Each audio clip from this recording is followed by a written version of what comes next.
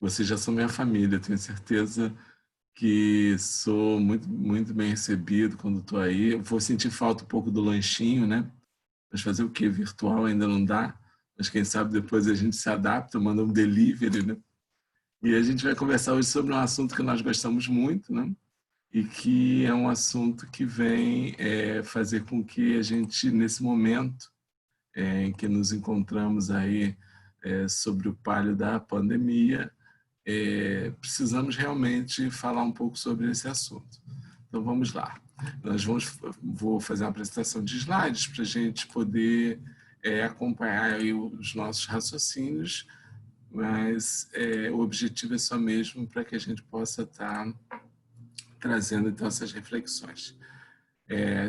Espero que vocês estejam vendo, qualquer coisa sinalizem. A mediunidade diante da atual crise pandêmica, essa proposta, né? E aí a gente começa fazendo uma reflexão,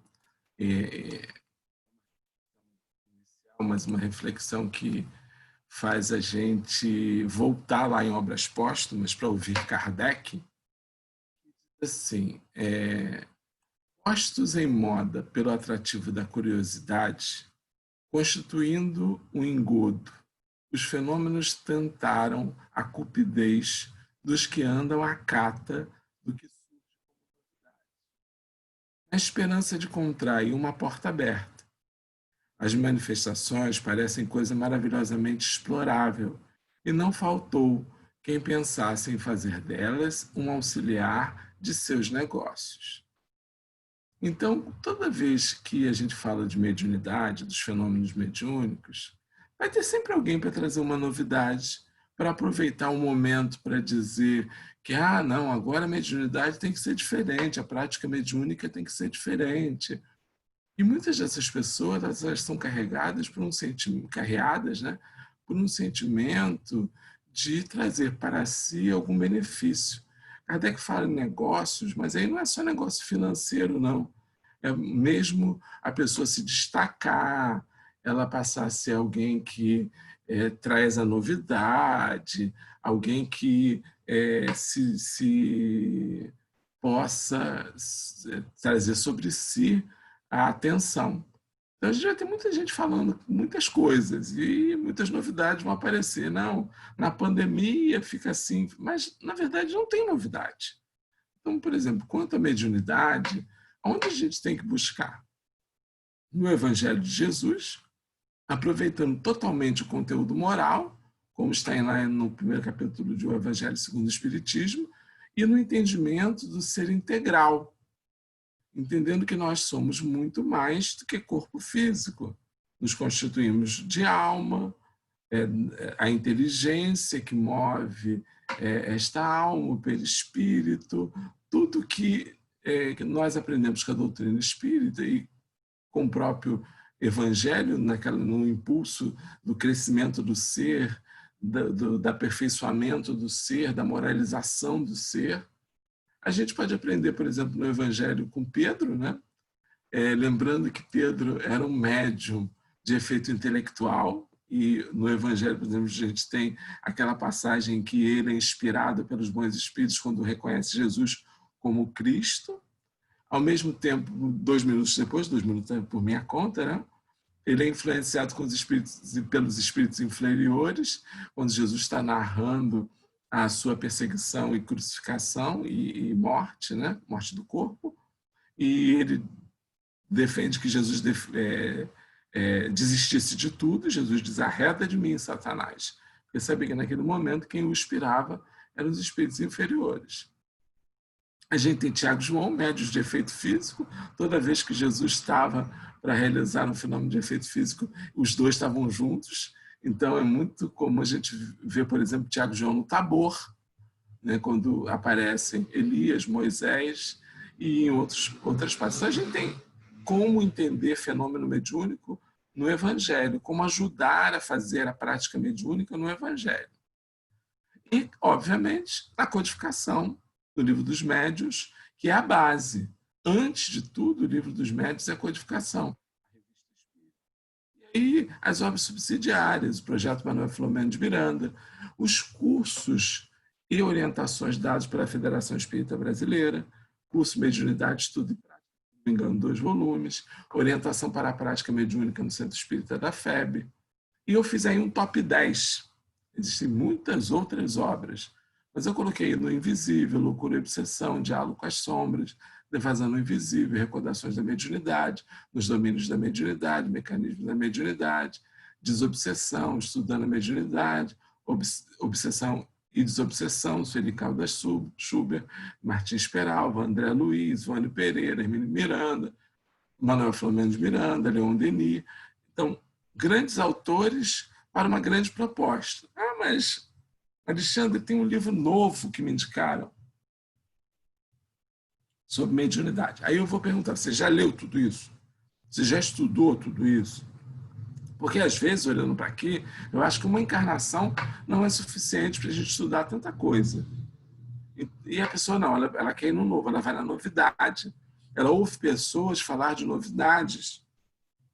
Da Ibope, a gente que vai para a televisão fala mal da doutrina espírita, fala mal da Federação Espírita, quando, na verdade, a gente tem tanta coisa para aprender, tanta coisa para ocupar a nossa cabeça, que a gente deveria pensar 2 vezes antes de tomar decisões como essa. Então, a gente já tem o que buscar. Então, para a gente estudar o conteúdo, a primeira pergunta que vai é o seguinte: o que se entende por médium, por mediunidade por médium? Espírita. Por que você botou aí espírita? Porque a gente tem prática mediúnica não espírita. A gente vai ver durante aí o nosso estudo que muitas colocações, muitas coisas que se dizem, cabem à prática mediúnica, mas não cabem à prática mediúnica espírita. É uma distinção muito importante que a gente precisa fazer. Então aí a gente começa falando do próprio fenômeno. O fenômeno mediúnico sempre existiu. Existiu antes de Jesus, existiu antes do Espiritismo, obviamente. Lá no Antigo Egito, a gente tem vários fenômenos catalogados por Hermes Trismegisto, a gente tem os sacerdotes egípcios, né? A gente tem os fenômenos dos hebreus, com as adivinhações, a evocação dos mortos. A gente tem na Grécia as pitonisas, os pitões, e na Grécia, no Roma Antiga também, né? Então, assim, a mediunidade, o fenômeno mediúnico, ele estava todo o tempo lá. O que Jesus traz e o Espiritismo traz? É orientação. Então, com Jesus, a gente começa a associar a prática do fenômeno mediúnico a um propósito. Preste atenção nisso. Mediunidade com Jesus tem propósito. Aí Jesus dizia assim: eu te curei para que o evangelho seja propagado. Houve a cura porque você creu, porque houve crença, né? Houve a cura porque houve o fenômeno porque tinha que ser assim. Então, Jesus dá justificativas, propósitos para cada um dos fenômenos que aconteceram. E veja lá, estamos falando de Jesus, que tinha uma potência fenomênica muito maior, muito maior do que a nossa. E, mesmo assim, ele só fazia o necessário, só fazia o que tinha propósito. Veja, a gente tinha 5.000 pessoas seguindo Jesus. Em alguns momentos, isso é confirmado, quando há a multiplicação dos pães, dos peixes, 4.000, 5.000 pessoas. Se a gente contar, a gente vai encontrar 2 dúzias, 3 dúzias de fenômenos mediúnicos no Evangelho, de curas, libertações. Mas não eram 4.000 necessitados, não eram 4.000 carentes, mas nem todos estavam dentro do propósito. Então, mediunidade com Jesus tem que ter propósito. E o Espiritismo, que vem nos mostrar a organização do fenômeno, nos faz aprender como é que funciona o fenômeno, nos faz entender as causas, como é que a gente vai nos orientar a respeito dos procedimentos. Então, em O Livro dos Médios se inaugura um grande padrão de realização, um padrão seguro de realização do fenômeno mediúnico, que antes era disperso e pouco conhecido. Então, isso é muito importante a gente saber. O que é a mediunidade em si. Então, todo aquele que sente, num grau qualquer, a influência dos espíritos, é por esse fato médium. Essa faculdade é inerente ao homem, não constitui, portanto, um privilégio exclusivo a ninguém. Pode dizer-se que todos são mais ou menos médios. Todavia, usualmente, assim se qualificam aqueles em que a faculdade mediúnica se mostra bem caracterizada, que se traduz por efeitos patentes, que a gente chama de médium ostensivo, né? De certa intensidade, o que, então, depende de uma organização mais ou menos sensitiva, uma organização orgânica, né? Uma organização que está dentro do organismo físico, espiritual. Então, no livro dos médiuns, a gente percebe que a mediunidade ela está em todos. Se está em todos, a gente tem variantes muito amplas da mediunidade, porque também as nossas personalidades têm infinitas variedades. Então, os exemplos que são dados, por exemplo, de mediunidade no livro dos médiuns, de tipos de mediunidade, estão relacionados a uma maneira de nos mostrar exemplos. Mas, na verdade, a gente vai ter variantes muito grandes para identificar a mediunidade em cada criatura. O potencial, a forma como ela se apresenta. Então, isso é muito importante da gente entender, né? Para que a gente não feche portas que precisam ser mantidas abertas. Como é a prática mediúnica espírita? Bom, a atuação do médium, de uma forma geral, tem a ver com a criatura no mundo. Nós, espíritos, inteligência, quando nós expressamos a nossa vontade, é assim também com Deus, e Deus é espírito, nós mostramos a ação da inteligência. E essa ação da inteligência, ela se constrói no que a gente chama de pensamento, que é também chamado de hálito mental ou ideia. Então, quando nós pensamos, expressamos a vontade do espírito, imediatamente a gente vai impregnar os fluidos que estão em volta de nós. O Jacobson, da Federação Espírita Brasileira, dirigente da área de mediunidade da FEB, do CFN, ele fala em mar de fluidos. A gente está mergulhado, de fato, no mar de fluidos. Então, quando nós pensamos, nós impregnamos os fluidos ao nosso redor, formando raios, emissões, fios. E esses raios, esses fios, essas emissões, essa impregnação, ela tem qualidade, que é uma qualidade magnética que está relacionada diretamente ao que pensamos, a qualidade do nosso pensamento. André Luiz chega a dizer que pensamento é matéria. E a gente sabe que pensamento não é matéria, está lá em A Gênese, né? Mas como ele imediatamente impregna o fluido, ele se confunde com o fluido. É como aí em A Gênese dá o exemplo do som e do ar. A gente sabe que só existe som porque existe ar. Não existe som no vácuo, porque o som precisa das partículas para fazer a sua propagação, sem entrar nos detalhes científicos. Então, às vezes a gente confunde o som com o ar, né?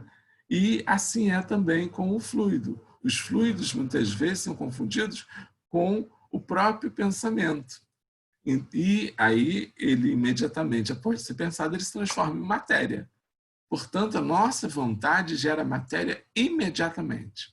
Mais sutil, né? Ou mais materializada, dependendo de como a gente faz, né? Se a gente transforma o pensamento em ato, ela é completamente materializada. Então, isso é um fluxo importante para a gente entender. Por quê? Porque à medida que a gente emite o pensamento, ele vai formar um caminho e vai chegar a um receptor. E esse nosso pensamento, essa ligação emissor-receptor, ela é constante. E ela vai acontecer de acordo com uma faixa mental estabelecida. Ela pode estar num nível de vibração superior ou inferior, dependendo da sintonia, da afinidade que nós vamos formando. Então, quando a nossa faixa mental ela está nobre, ela estará formando sintonia e afinidade com outros pensamentos nobres. Se ela é inferior, se ela é viciosa, nós vamos estar numa faixa mental formando sintonia e afinidade com vibrações e pensamentos inferiores. Aí André Luiz diz assim: a mediunidade é um dom inerente a todos os seres, com uma faculdade de respirar. A cada criatura assimila as forças superiores e inferiores com as quais sintoniza. Então, nós somos produto do nosso pensamento, do que nós sintonizamos. Como acontece a atuação do médium? De uma forma geral, é assim. Mesmo que a prática não seja espírita, o formato é esse. Mente do espírito atuando no perispírito do comunicante, né? E esse espírito comunicante, através da sintonia e da afinidade, vai conectar-se com o perispírito do médium, agindo na mente do médium, e a mente é que vai fazer com que haja os efeitos no corpo físico do médium. E nós sabemos que o caminho que isso acontece normalmente é a glândula pineal, a grande responsável pela manifestação das sensações do espírito no corpo físico do médium, atuando nos sistemas glandulares, neurovegetativo. E aí a gente tem o produto da comunicação mediúnica. Agora, quando nós estamos falando da prática espírita, ou seja, da atuação institucional da mediunidade, esse processo se dá com direção espiritual. Há sempre um dirigente espiritual do trabalho que é responsável pela ação fluídica direcionada. Lembra da mediunidade com Jesus? Do propósito? Então, há um direcionamento dos fluidos e, normalmente, isso está ligado a uma ação coletiva e institucional. Nesse momento, a gente entende o perigo da prática mediúnica fora da instituição espírita. Porque, nesse momento, então, da pandemia, muitas pessoas entendem que dá para fazer reunião mediúnica fora da instituição espírita. Mas o que é uma reunião mediúnica, conforme está lá no Orientação e Prática da Mediunidade do Centro Espírita? Os participantes encarnados da reunião devem ter formação espírita, evangélica, doutrinária, isso é aquilatado. Há etapas bem definidas na reunião: leitura, página de abertura, irradiações, manifestação dos espíritos, prece de encerramento, avaliação. Há um horário determinado, duração e frequência da reunião mediúnica, a duração média 1h30, aquilo que está lá preconizado. Ainda mais de 60 minutos de prática mediúnica propriamente dita. A renovação, a assiduidade, a pontualidade da equipe é muitíssimo importante. Então, temos avaliação, controle de horário, saber se a pessoa está sendo pontual, não tem um vai e vem de pessoas, porque é uma área de exercício de uma função sagrada. Então, é preciso se cuidar dos próprios fluidos que estão no ambiente. E assim, nós temos um local apropriado para a reunião, um local que tem reserva de ruídos, que favorece ao reconhecimento, à concentração, ao transe. Pode até ter um aparelho reprodutor de CD, um gravador, mas tudo dentro de uma organização muito bem colocada. E aí a gente tem a manifestação dos espíritos, a gente tem o processo espontâneo de atendimento, de cuidado, não existe evocação. Os espíritos, eles são avaliados nesse atendimento. Todo esse atendimento, ele passa por uma avaliação onde onde o processo está sempre focado na impessoalidade, na percepção e na melhoria do trabalho. Então, a reunião mediúnica está cercada de todos esses cuidados. Quando a gente, por exemplo, tem uma reunião mediúnica suspensa, né, por uma questão que está além das nossas possibilidades, a gente precisa ter muito cuidado. Eu sei que para o médium que tem, naquele momento, naquela reunião, um compromisso sério e que entende que aquilo ali faz parte de um trabalho de responsabilidade, ele vai sentir falta. óbvio que vai sentir falta. Sabemos também que o médium pouco experimentado também pode sentir alguns sintomas pela ausência da prática do exercício da mediunidade. Porém, isso não significa que ela tenha que acontecer de qualquer forma, de qualquer maneira. Por quê? Porque, primeiro, a ausência na reunião é completamente justificada. Se a gente for lá no livro Desobsessão, de André Luiz, existe um capítulo que fala sobre isso. Quando o indivíduo está doente, tem um compromisso profissional, é completamente justificada a ausência na reunião. Então, por exemplo, nesse momento, as autoridades sanitárias, autoridades de saúde, dizem que não é proveitoso as reuniões coletivas em que a gente colocaria em ambiente fechado pessoas com possibilidade de contaminar as outras com uma doença incurável, no momento, uma doença grave, que não tem tratamento, né, e que pode levar a óbito. Então, seria de extrema irresponsabilidade nós não tomarmos os cuidados necessários para a realização do trabalho espírita. E antes de nós, meus irmãos, os espíritos sabem disso. Então, não tem aquela história de dizer assim: ah, mas eu estou em casa, mas o espírito sofredor está vindo na minha casa, porque ele foi lá no centro espírita, tocou a campainha ninguém atendeu, ele veio aqui para a minha casa. Isso não existe, porque quem direciona os espíritos para o atendimento são aqueles que controlam os dirigentes espirituais da reunião. E como eles sabem que a instituição está fechada, estão sendo dadas outras destinações aos espíritos sofredores. Há um controle espiritual da tarefa, que é maior do que nós.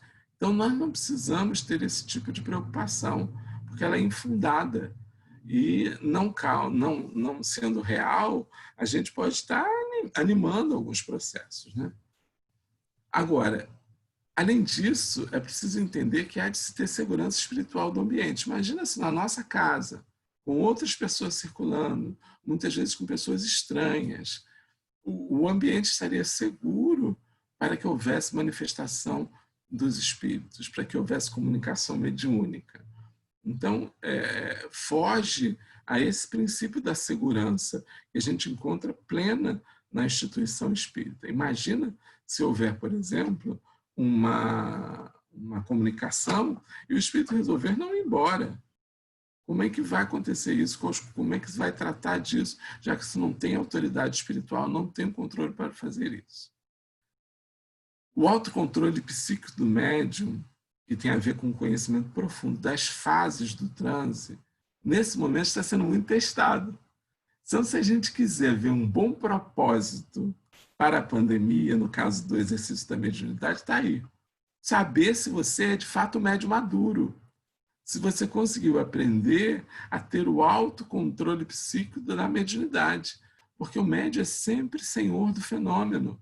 Ele pode impedir que o fenômeno aconteça a qualquer momento, simplesmente interrompendo o transe.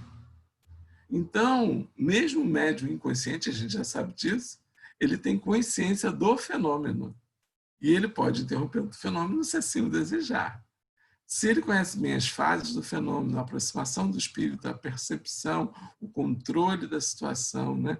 O contato, o envolvimento perispiritual, ele consegue, então, perceber que há, de fato, alguma coisa estranha. E aí, a melhor prática, a melhor recomendação que se dá, e vai mais para os médiuns inexperientes, é buscar uma distração. Se você está sentindo uma aproximação de um espírito, sabe que é um espírito sofredor, sabe que o espírito pode lhe causar algum transtorno, mude de sintonia, vai escutar uma música, um rock, vai escutar um samba, vai conversar com uma amiga no telefone, saia da atmosfera da concentração espiritual. Por exemplo, se você estiver fazendo uma prece, deixe de fazer a prece, interrompa a prece, porque ali não é lugar para aquilo. Muitas vezes nós precisamos usar desses instrumentos para poder sair da sintonia, sair da concentração, especialmente para os médiuns inexperientes. Adquirir o hábito da prece, mas aprender a orar. Eu lembro de uma senhora, nós íamos numa instituição, num asilamento, e ela tinha do lado da cama, primeiro ela reclamou que não dormia direito, que estava com insônia, e a gente viu que do lado da cama dela tinha um copo com água com vários papéis. Aí eu perguntei para ela, que papéis são esses, minha irmã? Ela disse, não, isso aqui são as pessoas que vão desencarnando no asilo, todo mundo que desencarna, eu boto o nome nesse copo d'água, porque aí eu leio de noite o nome deles e oro por eles, rezo por eles.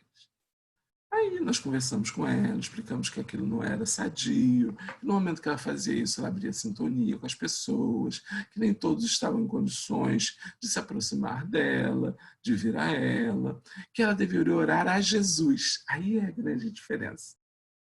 Então a gente não precisa, além de ter o hábito de oração, a gente precisa aprender a orar. Se você quer pedir por alguém, peça que Jesus ilumine a pessoa, os bons espíritos que a conduzam. Nunca chame, evoque a pessoa.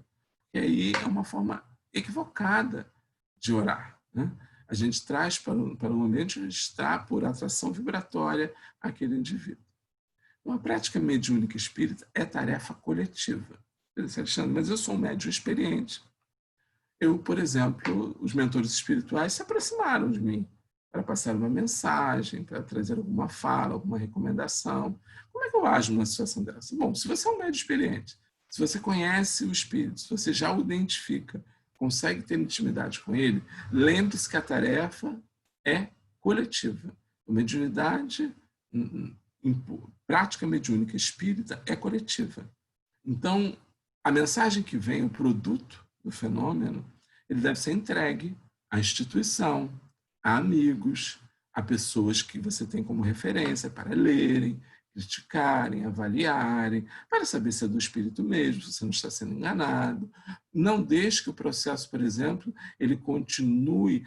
Não, isso é só um segredo nosso. Já é estranho esse espírito, né? Guarde isso só para você, já é estranho isso. Veja se isso não pode ser um caminho de obsessão, de fascinação. Então, produziu alguma coisa, entregue a alguém. Mostra, olha, está aqui, eu recebi essa mensagem, será que tem a ver? Leve a direção, tem a ver com, foi uma mensagem para o SEAS. Então, entregue aos dirigentes para eles verem se é isso mesmo, se não é. Então, tudo de forma espontânea, caso aconteça, não é para a gente transformar a nossa casa num centro espírita, é só para responder à presença espiritual superior que se vem a fazer. Lembrando que prática mediúnica espírita é tarefa coletiva. Então, meus irmãos, essas observações são importantes para a gente falar dessa visão da atualidade, né? A gente fala prática mediúnica durante a pandemia, né? Então a gente tem que falar sobre isso para a gente não se esquecer. E quais as responsabilidades na prática mediúnica? Antes da pandemia, dentro da pandemia, são as mesmas. Não variam. Então, aquelas que a gente precisa ter sempre. Aí, André Luiz, o mensageiro, diz assim, organizamos turmas compactas. Médios e doutrinadores saem daqui a centenas, anualmente. Ninguém pode avançar livremente para amanhã sem solver os compromissos de ontem. Por este motivo, Pedro traz consigo a mediunidade de provação. E é da lei que ninguém se emancipe sem pagar o que deve. Então, nós temos vários tipos de mediunidade. Temos a possibilidade de renegar a prática mediúnica. Milhares saem do mundo espiritual preparados para ser médium doutrinador. Poucos aceitam a tarefa. Pode isso? Pode.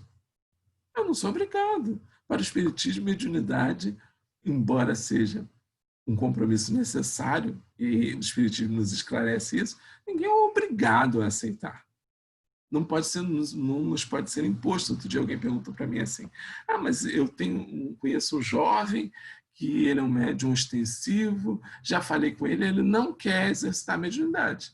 Eu disse, olha, dê livro para ele ler, explique a ele a situação. Ele não quer? Não quer, então que ele siga a vida dele. Porque a gente, no espiritismo, não tem aquele negócio de vestir roupa branca, né? De que se você não exercer mediunidade, sua vida vai andar para trás.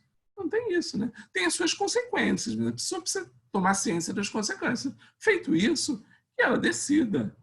Então, a gente precisa deixar isso claro, né, para a gente. Quando perguntado ao benfeitor Emmanuel qual era a maior necessidade do médium, ele disse: evangelizar-se a si mesmo e carga de sentimento no fenômeno. Olha, não falou que a gente tinha que ter 4, 5, 10 anos de estudo, né? Falou que a gente precisava se preparar evangelicamente e colocar sentimento na tarefa. Claro que o conhecimento da doutrina é importantíssimo. Claro que o médium tem que estudar. Mas algumas instituições, por exemplo, só formam a pessoa prática mediúnica depois de 10 anos. Isso é absurdo. A pessoa desiste, ela vai exercitar em outro lugar. Ela vai para a Umbanda, vai para o esoterismo, vai para outro lugar. Porque a gente não deu chance àquele indivíduo de começar a educar-se. Não é para efetivamente começar a trabalhar, mas entrar numa escola de médios, de aprimoramento mediúnico, o nome que a gente quiser dar, né? Para que o indivíduo possa conhecer o fenômeno, né? Estudar e conhecer o fenômeno, até que um dia possa efetivamente desempenhar a função. Deixa eu pular essa aqui, para a gente ver o seguinte: quais os inconvenientes e perigos da prática mediúnica espírita? Há casos em que é prudente, necessário mesmo, a abstenção, ou mesmo exercício moderado. Tudo depende do estado físico e moral do médium. Aliás, em geral, o médium o sente e, desde que experimente fadiga, deve abster-se. E ele dá alguns casos, por exemplo, indivíduos que são excêntricos nas ideias, né? Enfraquecimento das faculdades mentais, né? Um processo depressivo grave, mostra tendência de ideia fixa. São pessoas que devem ter ou pouco exercício da mediunidade, ou mesmo abster-se de fazer o fenômeno. Outra coisa é que a gente deve ter cuidado com o animismo, com a mistificação e com a fraude. O animismo, ele não é ruim, porque ele vai estar sempre presente na prática. O problema é a intensidade. Se ele for comum e se ele vier de uma alma sadia, que tenha conhecimento para aquilo, ele vai contribuir até com o produto da mediunidade, da comunicação. Agora, se ele é excessivo, ele não permite que haja comunicação dos espíritos, fica só a comunicação do médium. Então, ele deve equilibrar-se. A mistificação espiritual é perigosa, porque quando um espírito engana o médium, engana a equipe, então é preferível rejeitar 10 verdades que admitir uma única falsidade, dizer asta. E a fraude, que é muito mais grave, é quando o médium consciente ele quer obter ganhos emocionais e financeiros e frauda o fenômeno. Então, a gente tem que ter muita atenção a isso. Qual o papel dos médiuns na prática mediúnica? Tem uma pergunta no livro dos médiuns, assim: qual o médium que poderia se poderia qualificar de perfeito? Diz, portanto, bom médium já é muito, por isso que eles são raros. Médium perfeito seria aquele contra o qual os maus espíritos jamais ousassem uma tentativa de enganá-lo. Melhor é aquele que, simpatizando somente com os bons espíritos, tem sido menos enganado. Então, um bom médium é aquele do qual os bons espíritos se utilizam. Então, é uma questão muito fácil da gente entender, né? Pela sua prática. Pensa. As qualidades que preferência por afinidade atrai os bons espíritos são a bondade, a benevolência, a simplicidade de coração, o amor do próximo, o desprendimento das coisas materiais. Os defeitos que mais afastam são o orgulho, o egoísmo, a inveja, o ciúme, o ódio, a timidez, a sensualidade, todas as paixões que escravizam o homem. Está lá no livro dos Médiuns. Deixa eu pular esses dois para a gente ir para o decálogo dos médiuns, para a gente estar aí dentro do tempo que a gente combinou. O decálogo dos médiuns, ele é trazido lá pelo Espírito da Verdade, né, de Chico Xavier e de Valdo Vieira, e nos traz os seguintes pontos importantes para a gente ver. O bom médium, né, é aquele que rende culto ao dever. Não há fé construtiva onde falta respeito ao cumprimento das obrigações. Trabalhe espontaneamente, a mediunidade é um arado divino, que o óxido da preguiça enferruja e destrói. Não te creias maior, não se acha menor ou maior que os outros. Como as árvores frutíferas espalhadas no solo, cada talento mediúnico tem a sua utilidade. Não espera recompensas no mundo, as dadas do Senhor, como sejam o fulgor das estrelas e a carícia da fonte, o lume da prece e a bênção da coragem, não tem preço na terra.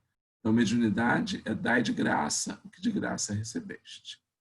Não centraliza as ações. Antigamente, no Espiritismo, a gente tinha muito... O presidente da casa era o médium principal, né? Então, isso era um grande risco, né? Todos os companheiros são chamados a cooperar no conjunto das boas obras, a fim de que se elejam a posição dos escolhidos. Não te encarceres na dúvida. Todo bem, muito antes de expressar-se por intermédio desse ou daquele intérprete da verdade, procede originalmente do bem. Às vezes passa um bom tempo da nossa vida duvidando da própria mediunidade. Estuda sempre, à luz do conhecimento, a martear o espírito, martear o espírito contra as armadilhas da ignorância. Não tem aposentadoria de médium.